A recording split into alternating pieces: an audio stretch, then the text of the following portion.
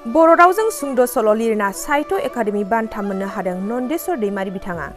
लोगोसे नन्देस्वर दैमारि बिथाङा गावनि बेबायदि साहित्य एकाडेमि मान बान्थाखौ मोननो हानानै जोबोद गोजोननाय फोरमायदों। रंजानो मोनदों।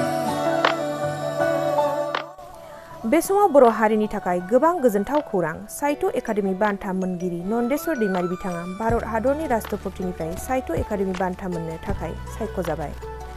बिथाङानो जाहैबाय उदालगुरि जिल्लानि सिङाव थानाय आम्बागाव ओनसोलनि जख्रा गामिनि नन्देस्वर दैमारि।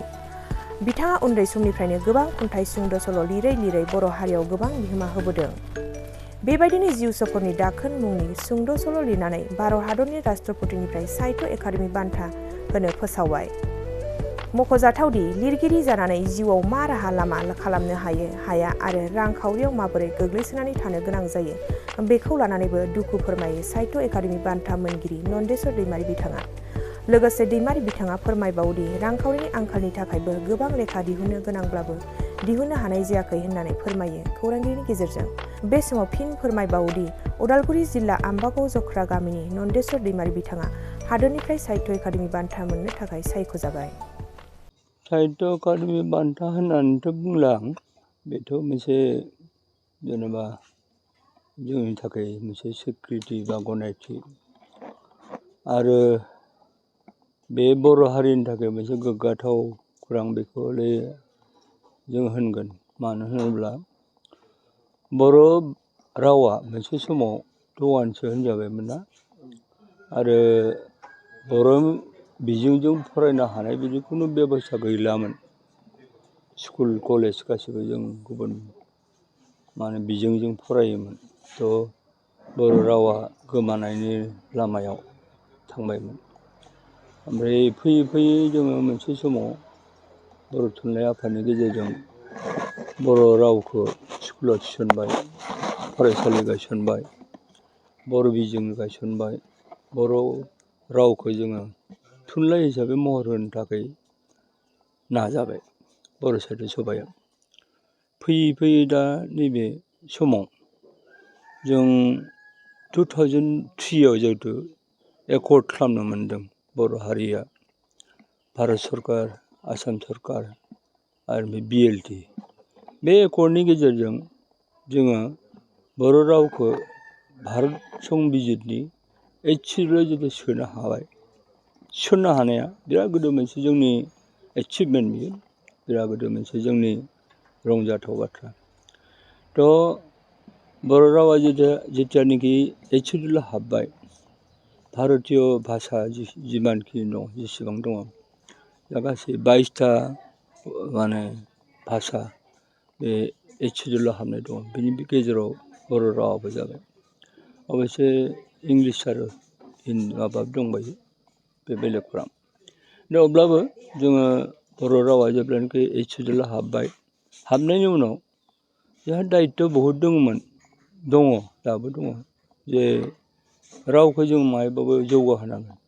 रावनि जिथु मोनसे स्टेन्डार्ड, राव रायलायनायनि मोनसे जिथु लिखित जिथु भाषा, बे भाषाखौ जों जौगाहोनायनि प्रयजन दं। मानो होनब्ला जोंनि बर' रावा गुबुन गुबुन जायगायाव गुबुन गुबुन धोरोमनि बाहायनाय जायो। सोदोबफ्रा खायफा मिलाया। दा लिखित भाषायाव जोङो बेखौ मिलायहोनो थाखाय, गोरोबहोनो थाखाय नाजानाय जायो। होमबा रावखौ जों जुदि मोनसे स्टेन्डार्ड राव जुदि दानोब्ला, बा जोंनि रावखौ जों जुदि गुबुनफोरनोबो फोरोंनो हानाय, सोलोंनो हानाय बिदि बेब'स्था खालामनोब्ला जोंनि रावा एसे गनायथाव जानांगोन, सोलोंथाव जानांगोन, बा रायज्लायथाव जानांगोन।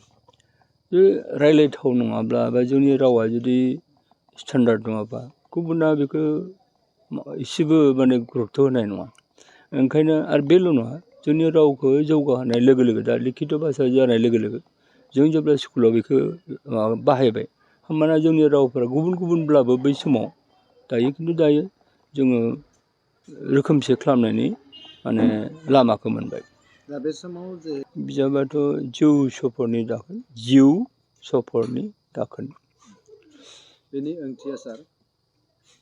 जिउआव जेसेबां दिन हान्थिबोबाय बिनि मोनसे दागो, मोनसे दाखोन। सल'मा नङा होनबा? सल'मा नङा, सुंद' सल' सुंद' सल' ओमफ्राय बेयावहाय मोनबेसे सल' दं? गासै 13 दं। मा मायथाइयाव लिरदोंमोन सारा बेखौ? 21 सनाव पाब्लिस जादों। लिरनाया बेबायदिनो गुबुन समफोरावबो लिरनाय जायो नालाय, ओमफ्राय बे 21 सनावबो लिरनाय दङ। गोदान माने बे आंना बिनि सिगांनि बिजाबा 16 ओंखारनाय। 16 ओंखारनायखिनिया बियो जोबखाबाय। 16नि उनाव जिफोर सुंद' सल' दं बेफोरखौ ज' खालामनानै दा नैबेयाव सोनाय जादों। दा दिनै जिहेतु होदों एकाडेमि बान्थानि थाखाय, बे समावहाय बबे मोनसे सल' लिरनाया नोंथांनि मथे बबे मोनसे सल'आ बांसिनद्राय लानो गोनां बे बिजाबाव? बिमा बिफाफोरा गावनि गथ'फोर गासिबो मोजां सानो, गासिबो गाहाम सानो, गासिबो एखे रोखोमनि अनो आरो। दा आंबो जुदि माबाफोर सोरजिदोंबा लिरदोंब्ला आं लिरनायफोर गासैखौबो आं गावनि जेबा मोजां मोनो, गासिबो आंनि थाखाय साबसिन। खिन्थु जायफोर फरायग्राफ्रासो बुंगोन बबे मोजां जादों, बबे गाज्रि जादों, बबे बेसेबां स्टेन्डार्ड जादों। ओंखायनो आं बिथांमोननि सायावसो हगारना होगोन। दा बे गनायथि मोननायनि जि फोसावबाय बेखौ मोननानै सारनि गोसोआव माबोरै नांदों सार? रंजानाय मोन्दों। बे उन्दै समनिफ्राय बिदि माने थुनलाइ सोरजिनायखौ गावनि मोनसे पेसा बायदि, निसा बायदि खालामना लानानै जा खस्थ' मोनबाय बेफोरखौ बावनोबो नाजादों। खस्थ'आथ' ओरैबायदि खस्थ', लिरनानै जों मा मोनो? 1 नम्बरफ्रा लिरनानै मोननायनि खुनु राहा गैया बर' थुनलाइयाव। असमियाव आं सिगाङाव लिरोमोन, असमियाव जेब्ला लिरदों, दा हमना ला प्रतिदिनाव आं हरनायफ्रा 7 दिनाव पेपाराव हरनायफ्रा बा बायदिसिना अग्रदुत बा दैनिक अहम बा जिखुनु बे नतुन अहमिया, आमार आहम, बिभिन्न पेपार आं हरो। बेनि थाखाय जोंनो माबा मोनसे होयो। आं एमाउन्टखौ बुंला, खिन्थु क्रमान्वयै बारिबोबाय थादों। मोनसे समाव आंहा गोसोआव दङ, हुमायुन बरग'हाइया बे आसामनि जिखिनि पेपार दङ, बे खौरां बिलाइ, बे खौरां बिलाइयाव बे मोनसेनिफ्राय बै मोनसे, बे मोनसेनिफ्राय बै मोनसे लिंक जायोमोन सुजुगिरि जानो। मानोना बिथां जेराव सुजुगिरि जायो बेवहाय बांसिन माने फाननो हायो, फरायग्रा थायो। ओंखायनो बिथांनि माबाया बेथन होनना बुंगोन ना मा होनगोन ना, दान बान्था ओरैबादि बारिलांबाय बै समावनो, दाथ' नङा, बै समावनो 60,000हालागै बारिनाय सासे माने सुजुगिरिनि माबाया बेथना। अथ'स' बै समाव सासे टिचारनि बेथना 8,000, 10,000मोन आरो। जेराव सासे टिचारा 8,000, 10,000ल' मोनो, सासे हुमायुन बरग'हाइया गभर्नमेन्टनि माबा नङा, अब्लाबो बियो 60,000 मोनोमोन। बेसेबां पार्थक्य, माने सासे गोरों मानसिखौ, सासे बुद्धिजिबिखौ असमिया समाजाव माबायदि बाहायो, माबायदि बिसोरो मुल्य होयो। आरो जोंनि बर' समाजाव लिरनानै सुजुगिरि जानानै मा मोनो, बे जायफोर लिरो बिसोरखौ सोंबा गम मोनगोन आरो। दा बे समावहाय नोंथांनि गुबुन गुबुन रावाव दानस्लायनाय बिजाबनि मादाव नैबे जि बान्था मोननो हाबाय, बेबो गुबुन रावाव दानस्लाय जादों नामा? बेनिफ्राय मोनसे दङ माबायाव, दा बैसोर माराठीयाव दानस्लायनो थाखाय आंखौ माबा खालामहरदों, पान्जाबियावबो नैबे बेबसाय हिन्दीयाव बे हिन्दीयाव ओंखारखांबाय, नेपालियाव ओंखारखांबाय। माबा बर'आव लिरदों बेयाव फालांगियारि आइजो, बेखौ लोगो लोगोनो दानस्लायदों। बिसोर दानस्लायनाय हिन्दीयाव दानस्लायदों एक सुन्दर स्त्री, ओमफ्राय नेपालियाव दानस्लायदों बेबसायी महिला, एक बेबसायी महिला। बे दानस्लायनाय बे गासैबो खेथ्रआव आंहा सासे लोगो दङ, बैद्यनाथ उपाध्याया आंनो ओरैबायदि खामानि मावनानै होबाय। बिथाङा बर'बो रोङो, असमियाबो रोङो, इंलिसबो हायो, हिन्दीबो हायो, गुबुन गुबुन रावखौ हायो होननानैलाय आंनि बे बिजाबफोरखौ फरायनानै बिथाङा माने हिन्दी रावाव दानस्लायो, नेपालि रावाव दानस्लायो, मालाबा इंलिसावबो दानस्लायो।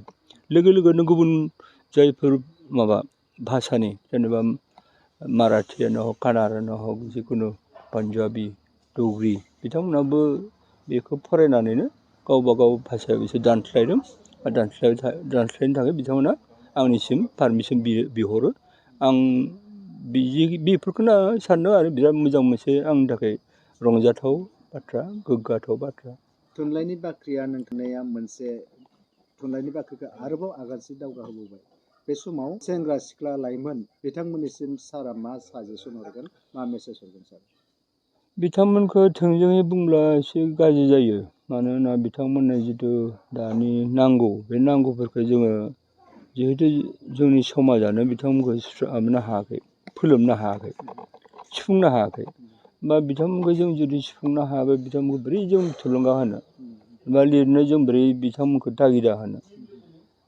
गांसे बिजाबखौ लिरखांनायनि उनाव बेसेबां खरस जायो गांसे बिजाब दिहुनोब्ला 60,000 50,000 खरस जायो फाननानैथ' मोना जोङो 2-3 हाजार थाखाबो मोना फाननानै माने बे लकसान जागोन न'खरनि मानसिया बोरै बेखौ मानिनो बा गाव बोरै बेखौ सयज' खालामनो सैनो हानो ओंखायनो आं सानगोन बे गथ'फोरनि दाय नङा बिसोरखौ बिथांमोनखौ जों ओरैनो परामर्स होबा जानाय नङा बिथांमोननो बे थुनलाइ सोरजिनायनि बेलायाव जों होनो हानांगोन माबा मोनसे हमना ला जों बिजाब जुदि बिथांमोना दिहुनदोंबा बिजाबखौ बायनांगोन उसित दामाव बायनानै बे बिजाबखौ बायखांनायनि जिथु फैसा बे फैसाखौ मोननांगोन बिसोर होमबाना बिसोर गावसोरनो थुलुंगानाय मोनगोन आरो लोगोसे आं होनबावगोन अकल फरायग्रानि सायाव सोनारबा जानाय नङा गभर्नमेन्टआबो माबा दं बिबान दं गभर्नमेन्टआ एकदम बिबान दं ओरैबायदि बिबान दङ दाथ' बिसोरो जायफोरा दिनै खुंथायाव दङ जायानो जाथों आरो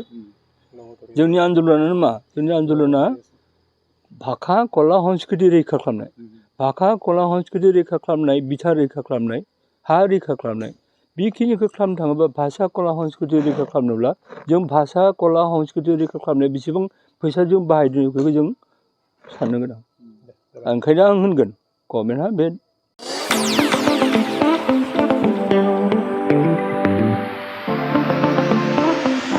सानाय सुनाय बेरामनि जेंनायाव गोग्लैना थानायफोरनि थाखाय गोजोनथाव खौरां गावनि देहानि सानाय सुनायखौ लानानै दुखुआव थानो गोनां गैला जुदि नोंथाङा सानाय सुनाय दंब्ला जिंगासिनांगौनि गोनांथि गैया नंगौ चिरां जिल्लानि बेंटल गेट चापागुरियाव थानाय एसआइ निउर'थेरापि सेन्टाराव नोंथाङा गोरलैयैनो देहानि सानाय सुनायखौ फाहामथाय लानो हागोन बे सेन्टाराव सिं सानाय आफादावरि सानाय मोदोम जरा सानाय आइजोफोरनि जेंना खर' सानाय बायदि बायदि रोखोमनि बेरामखौ फाहामथाय होनाय जायो